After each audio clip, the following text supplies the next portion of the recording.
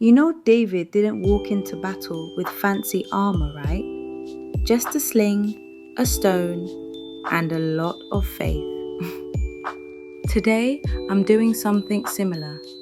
No fancy supplies, just a wood board, a placemat, and trust in the process.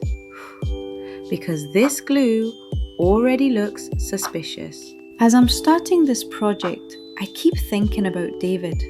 Not King David, before the crown. The David nobody took seriously. He didn't have the armor. He didn't look the part. And honestly, people probably thought, "Sir, please go sit down." And here I am with a wood round board and the fabric placemat, doing something very similar. Nothing fancy, just what I have. First thing I do is pull out the thread from the edging of this placemat so I can remove the backing. And let me tell you, this part requires patience. Kind of like David watching sheep while everyone else was training for war. Unseen work, quiet work, important work. Also, whoever stitched this placemat was very committed.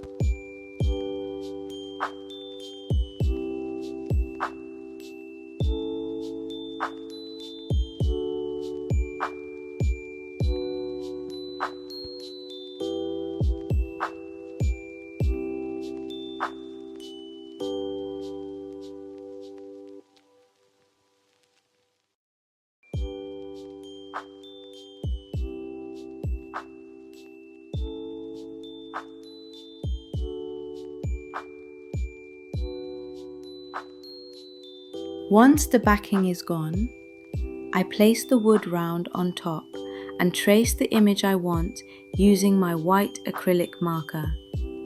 This is the part where you decide what stays and what has to go. David had that moment too. He tried Saul's armor and basically said, "Yeah, this is not me." So I cut out only what fits. No extra, no pressure, no pretending.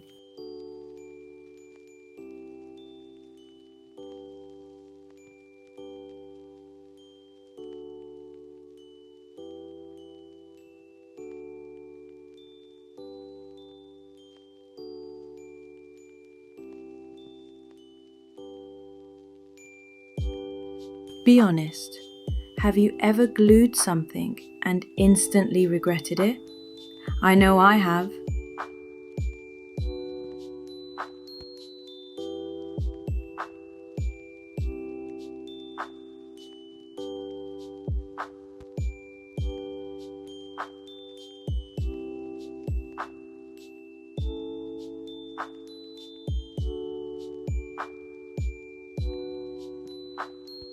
Now it's glue time.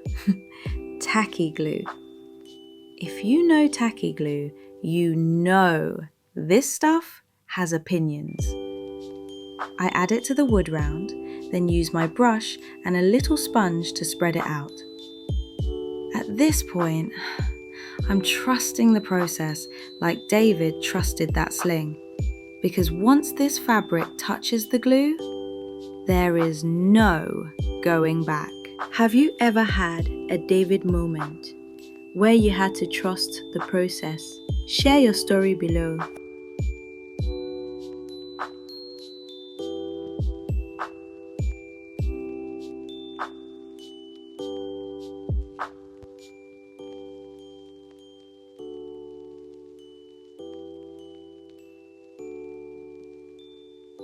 I carefully place the fabric on the wood and smooth it out, making sure there are no wrinkles.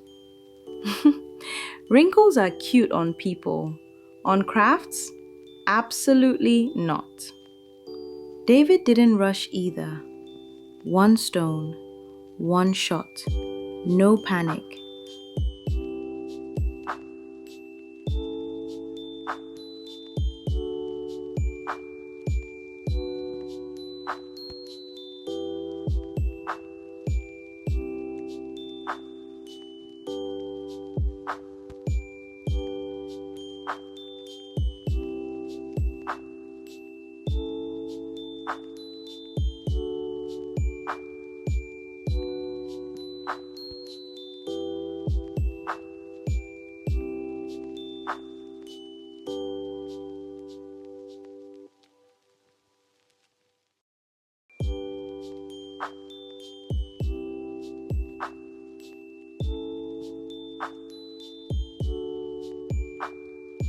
After that, I add more tacky glue to seal everything in and let it dry.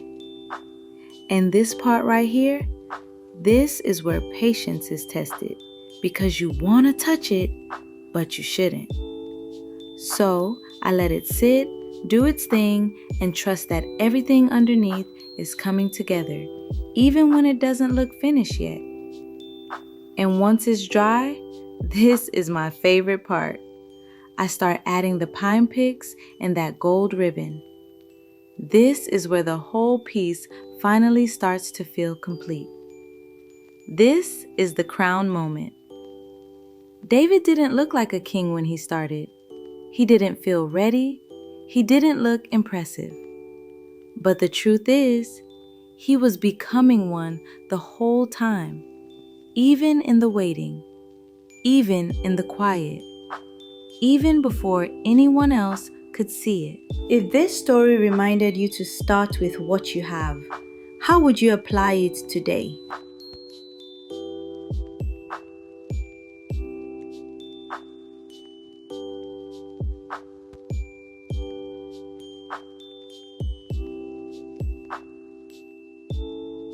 So if you're watching this, thinking you don't have enough, not enough supplies, not enough skills, not enough confidence, remember David.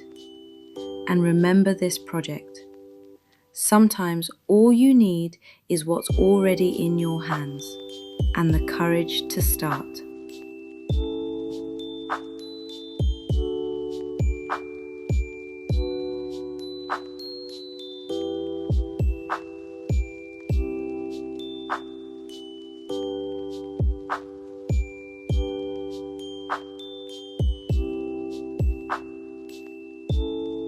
If this video reminded you that you don't need much to start, just what you already have, then I hope you carry that with you today.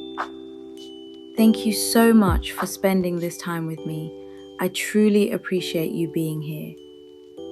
If you enjoyed this cozy little project and the story behind it, don't forget to like, share, and subscribe for more DIYs with meaning.